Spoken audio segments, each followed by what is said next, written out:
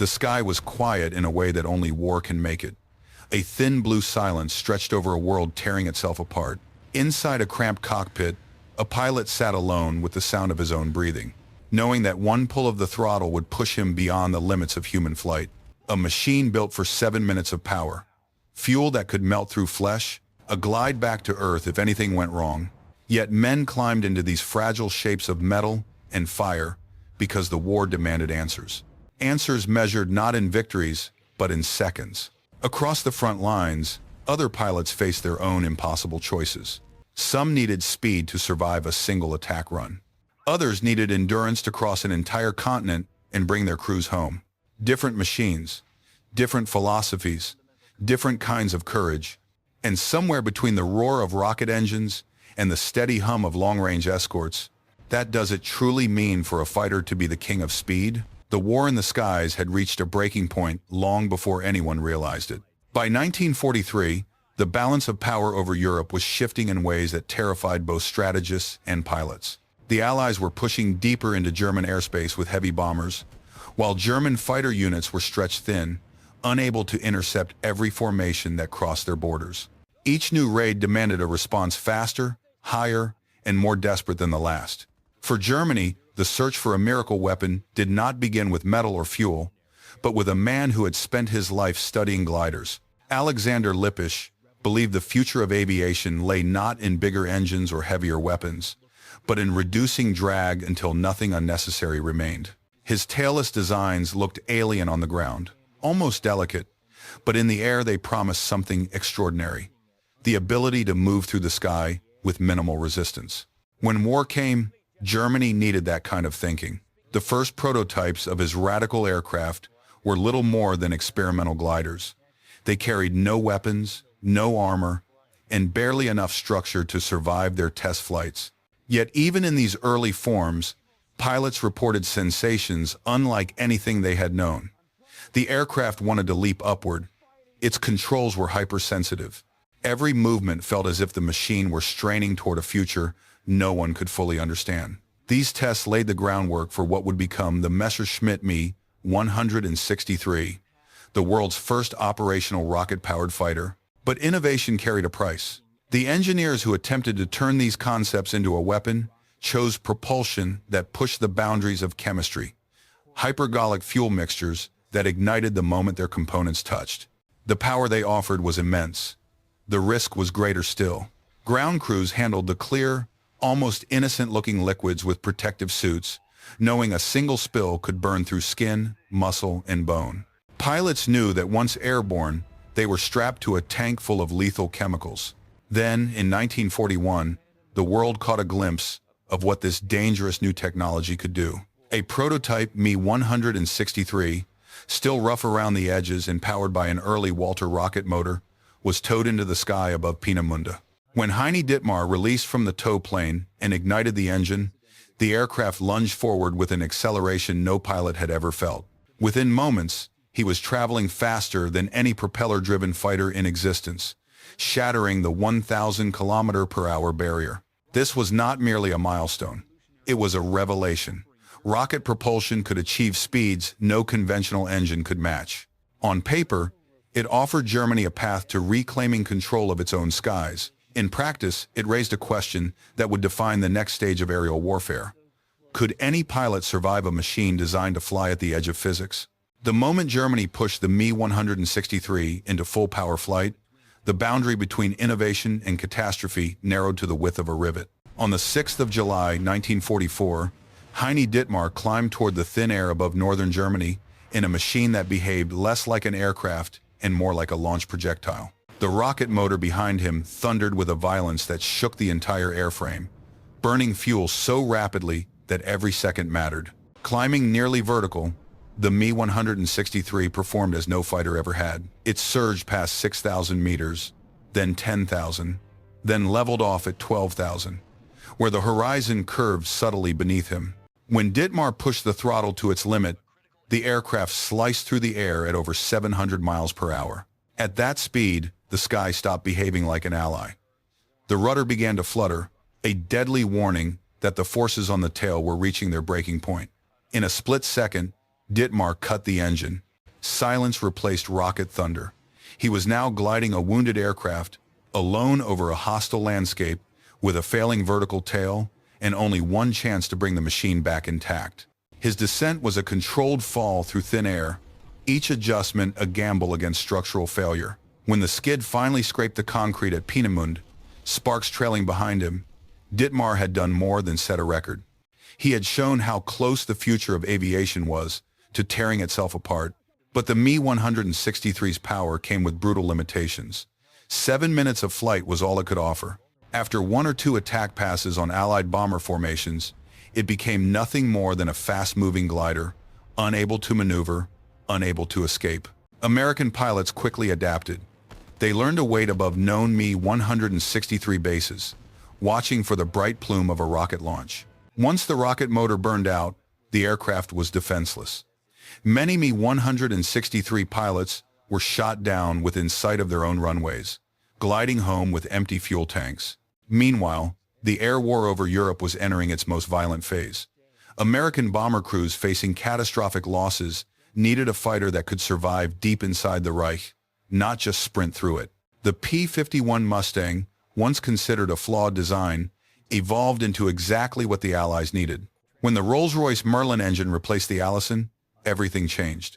The Mustang found its strength at high altitude, where bomber formations traveled and where German fighters rose to meet them. In the skies above Germany, the Mustang reshaped the balance of power. It did not rely on explosive acceleration or exotic fuels. Its strength came from endurance, stability, and the ability to stay in the fight long enough to matter. When Mustang squadrons began escorting bombers all the way to Berlin and back, German pilots could no longer retreat behind the safety of distance. The war's tempo changed. For the first time, the Allies had a fighter that could challenge the Luftwaffe deep in its own airspace. It was not the fastest machine of the war, but it was the one that met the moment. The turning point of the air war did not arrive with a single battle, but with a series of revelations written in smoke across the German sky.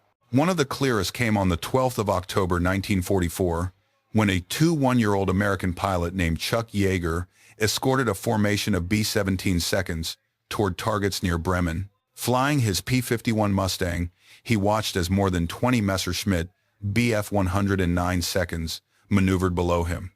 German fighters preparing to tear into the bombers once the escorts turned away, but they never got the chance.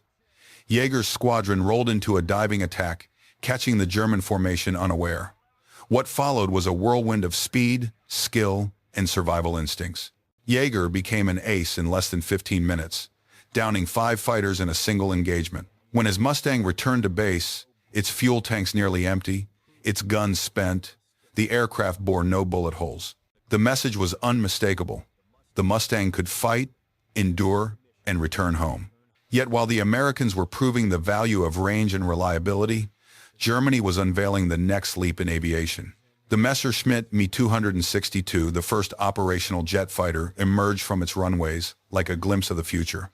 Pilots described the acceleration as smooth and relentless, the cockpit quiet, the climb effortless. With a top speed of 540 miles per hour, the jet could outrun anything the Allies flew. Its 4 30mm cannons could tear apart a bomber with a single burst. On paper, the Me-262 should have restored the Luftwaffe's dominance. In practice, time was against it. The Jumo 004 engines were fragile creations. Built from low-quality alloys, Germany resorted to late in the war. Many lasted only 10 to 20 hours before failing. Maintenance crews swapped engines constantly. Fuel shortages grew so severe that entire units of Me-262 seconds sat idle on their airfields, unable to launch even a single sortie.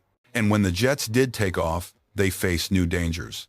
American pilots learned to wait above their bases, diving onto the jets during takeoff or landing when their engines were slow to spool up. German aviators called the approach path the Valley of Death.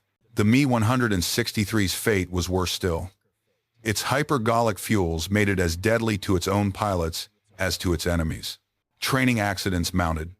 One pilot, Josef Perse, died when a ruptured fuel line dissolved his body before rescue crews could reach him. A reminder that the cost of innovation was often paid in the most horrific ways. By early 1945, Both revolutionary aircraft, the rocket fighter and the jet fighter, were crippled by shortages, rushed development, and strategic collapse. Germany had built machines that pushed the limits of physics, but not machines that could survive a war of attrition. Their speed was unmatched. Their impact was limited. When the Me-163 glided to a silent halt and the Me-262 sputtered on failing engines, the promise of revolutionary speed gave way to a harsher truth. No aircraft can change a war if it cannot stay in the sky. The transformation of the air war did not happen in a single mission or through a single aircraft design. It emerged from a shift in how the United States understood the relationship between technology, strategy, and survival. In the dark days of 1943, with bomber losses rising to levels no force could sustain, American commanders recognized that courage alone could not carry crews across Germany and back. They needed a fighter that could escort them every mile of the journey. The Mustang provided that answer, and with it came a new kind of pressure on the Luftwaffe. Once P-51 squadrons began flying deep penetration escort missions, the strategic landscape changed. German fighters could no longer strike and withdraw behind the safety of distance. Every attack carried the risk of facing seasoned American pilots over their own airfields and towns. The bomber loss rate fell from catastrophic to manageable within months. For crews who had once stepped into their aircraft expecting not to return, the difference was measured in lives saved rather than sorties flown. Across the world, other nations watched this shift with equal interest. Germany's Me-262 demonstrated that jet propulsion was no longer a theoretical concept, but the blueprint for the future. Its failures could not obscure its importance. When the war ended, Allied engineers combed through captured research, studying wing sweep angles, engine configurations, and aerodynamic data. Within a few years, the United States and the Soviet Union fielded jet fighters whose lineage traced directly back to German wartime experimentation. The F-86 Sabre and MiG-15, aircraft that would duel over Korea, owed part of their heritage to the Me-262's brief, turbulent career. Yet it was the Mustang that left the more human legacy. Its impact was not found in laboratory data or wind tunnel curves, but in testimony from the men who flew it. Pilots described it as honest, predictable, and forgiving when everything around them was chaos. It proved that in modern warfare, superiority was won not by extremes, but by balance. A machine that flew far enough, fought hard enough, and returned home often enough to matter. The world learned two parallel lessons from these competing designs. Speed could open doors to the future, but only reliability could shape the outcome of a war. And in the skies above Europe, where thousands of lives hinged on the performance of a single escort fighter, the Mustang became both a shield and a turning point.